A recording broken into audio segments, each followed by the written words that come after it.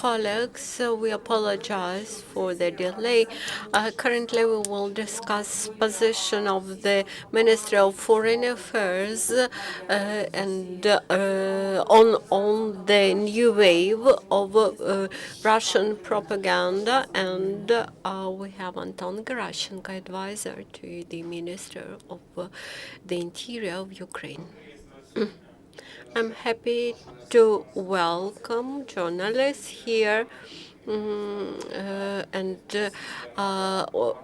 today's briefing was inspired by the new wave of deceit and a lie from Russian mass media, saying that hundreds and thousands of collective burial graves in newly liberated territories. Actually, this is a total lie, and Russian propaganda tries to falsify information in order to blame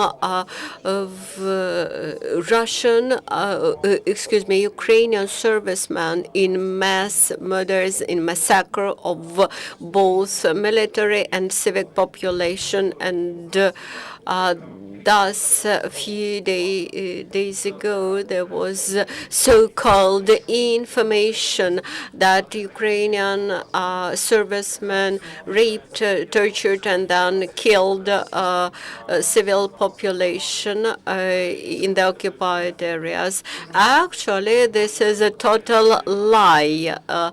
On the other hand, Ukraine openly and transparently covers the investigations of many cases, and for example, several weeks ago, I described the cases when the collective grave was opened and 14 bodies were exhumed, and these were people who were kidnapped, then murdered by the terrorists, and we found witnesses, and people actually recognized these people. We identified the bodies, and nevertheless, despite all the verified information disseminated by the Ministry of Interior, the Russian journalists, Russian propaganda, which unfortunately possess many international media sources and have access to these sources, they lie that Ukrainian servicemen committed violence, and I will demonstrate you some examples.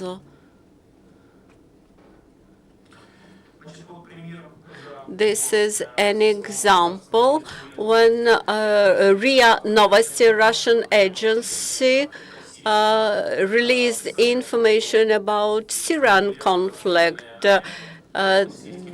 They reported that there were Armenian people who were killed in Kasab, but at the same time, the mayor of Kasab city rejected this information and did not support that information. Actually, this is an example of Russian propaganda. Then the slide about phosphorus bombs. For example, the deceitful Russian mass media reported that Makiivka was shelled with phosphorus bombs that Ukrainian servicemen used phosphorus bombs, which were prohibited. But actually, this is shelling of Baghdad, and this is the original picture or the original video shoot by CNN during actual shelling of Baghdad. Also, I'd like to comment about training of Russian propagandists. They are followers of the Nazi propaganda of the school of Goebbels. Also, they use the methods used by KGB during times of President Putin work as SBU, as KGB worker. Just an example, there was for example, a fake video about collective burial of Soviet soldiers back in 1942, and in 2 years during the Nuremberg proceedings, when this film was demonstrated in several days. The real film was shown, the real movie was shown, and it appeared that Soviet special services presented the video of massive killings in Katyn, in Belarusian village, instead of the so-called Nazi crimes in 1942. This is a bright example how KGB acted back in Soviet times, and modern Russian services, they inherited these methods. This is the video of shelling in Makiivka. Just an example what Ukrainian army was doing near Makiivka. But actually, this is a video of the catastrophe of ProtonM missile near Baikonur space field. This is shoot not in Ukraine, but this is shoot in Russia, in Siberia. Now we have the fake about Malaysian Boeing 777. During the first seconds after the incident, Russian TV channels reported that the militants provided information that they managed to shoot down the new transport carrier aircraft by Ukrainian Air Forces, and there is a presentation that it was shoot down far from the residential districts on the territory controlled by militants. In half an hour, after the air crash, there was a statement made by mass media that the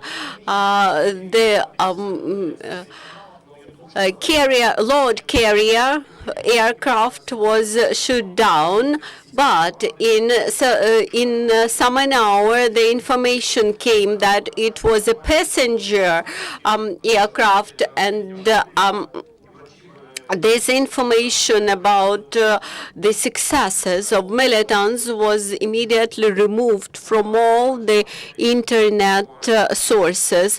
Then there was a fake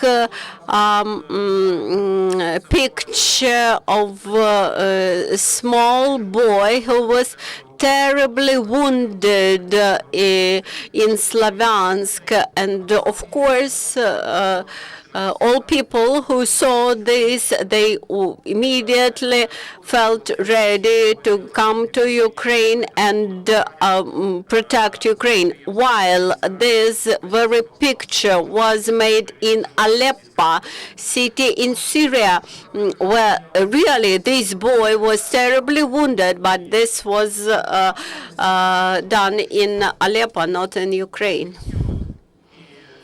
Amnesty International registers multiple cases when people are kidnapped and tortured. Unfortunately, we have hundreds of people who are kidnapped, they are robbed, and they are destroyed. And do not exclude that among those unidentified bodies which are now exhumed. There are people who were kidnapped, or there are those Ukrainian servicemen who disappeared near Ilovaisk, Ambrosivka during combat activities, and that they were simply slain and buried in that massive graves. It's not fake. This is truth.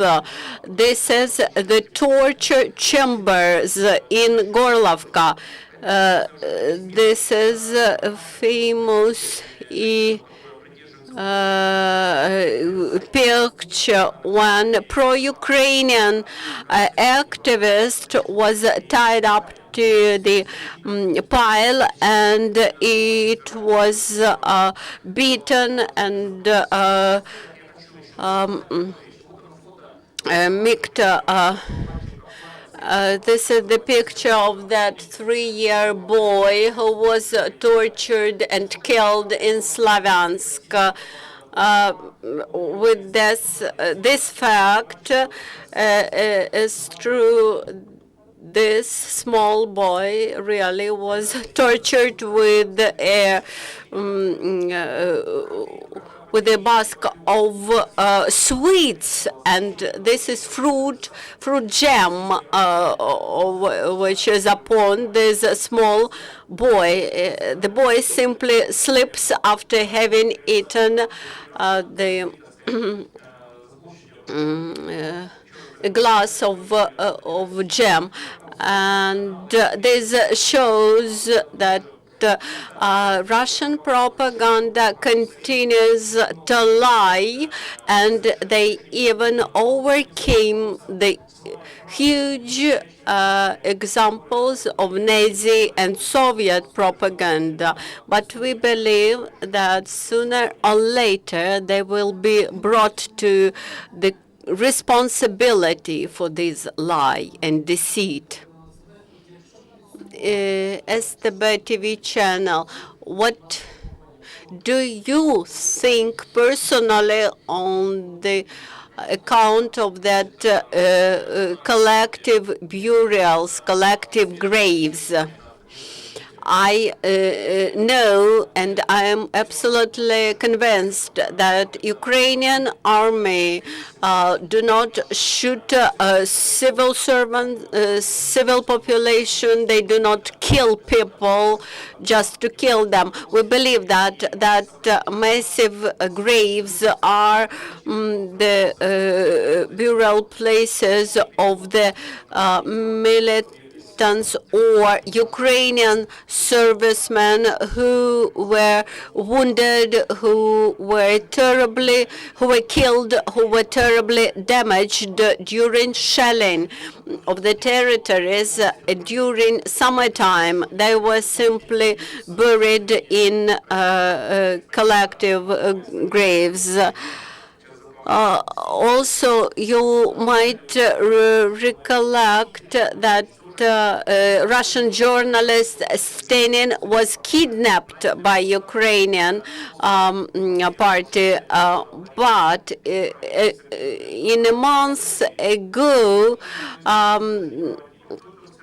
there was an expertise of DNA of the killed body of a journalist. Whether this testing is reliable, we cannot take their statements as reliable information because they receive much higher salary, and and Russia has huge resources for paying to journalists. For example, Putin awarded dozens of journalists who participated in collective deceit of the Crimean citizens on the eve when Crimea was annexed.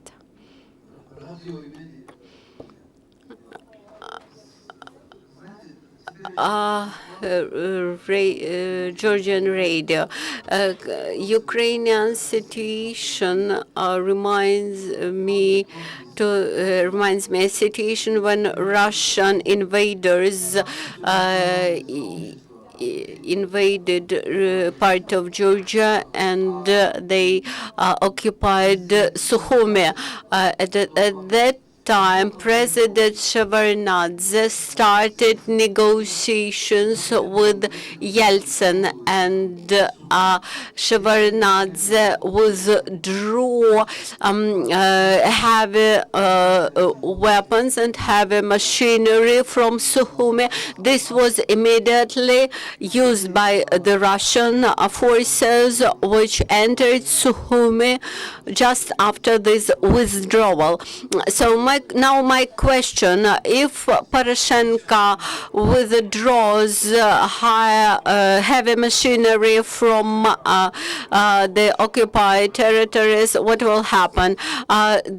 You should address your question to the President Poroshenko, and today he had a 3-hour press conference. This is his responsibility. In line with the Constitution, he is responsible for the national security. Could you mention when the law on the special regime of self-government in the East will come to force? Mr. Groisman believes that the law will take force after December 7th. You may know that the law is not signed by the president as of the moment. The borders had to be defined by the Verkhovna Rada. In the law states that the border should be decided upon by the commander of ITO. Nevertheless, the militants mentioned that they would like to have their own elections, not on December 7th, but on November the 2nd. And we understand clearly that they do everything what Putin wants. And for us, it's clear also that if they follow this scenario, this will become frozen conflict.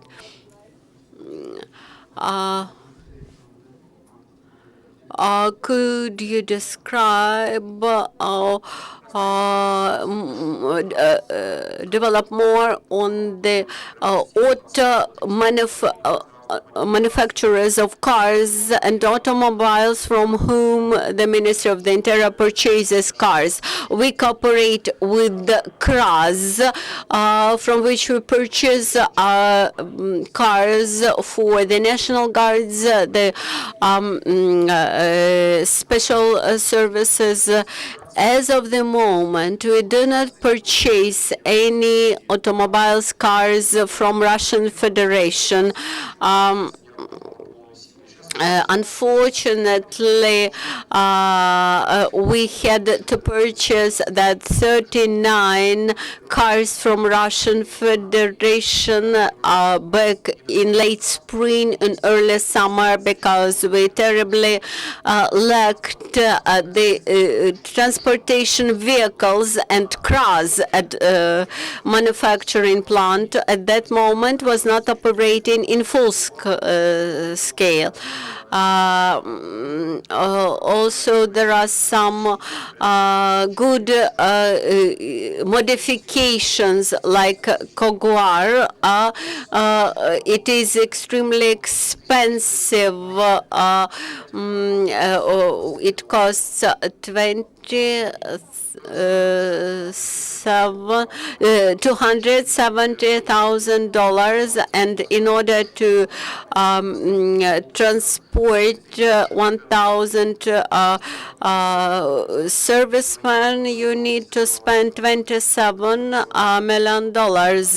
On the other hand, the Ilovaisk events demonstrated that those who were in armored vehicles, they survived. Those who were not in armored vehicles, they were slain. How much cars do you plan to purchase from CRAS company? That number which I mentioned, this is the active contract. Currently, we're developing the CMU decree on purchases. Also, that KAMAZ vehicles were purchased in May and June. These were KAMAZ vehicles which were ready, standing, and produced as of that moment.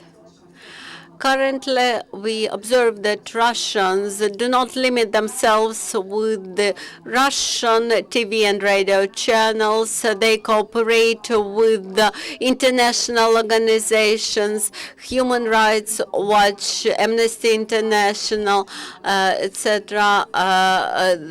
Those international organizations now deal with inhuman attitude of with inhuman behavior of Ukrainian servicemen in the East, who has to respond to this propaganda and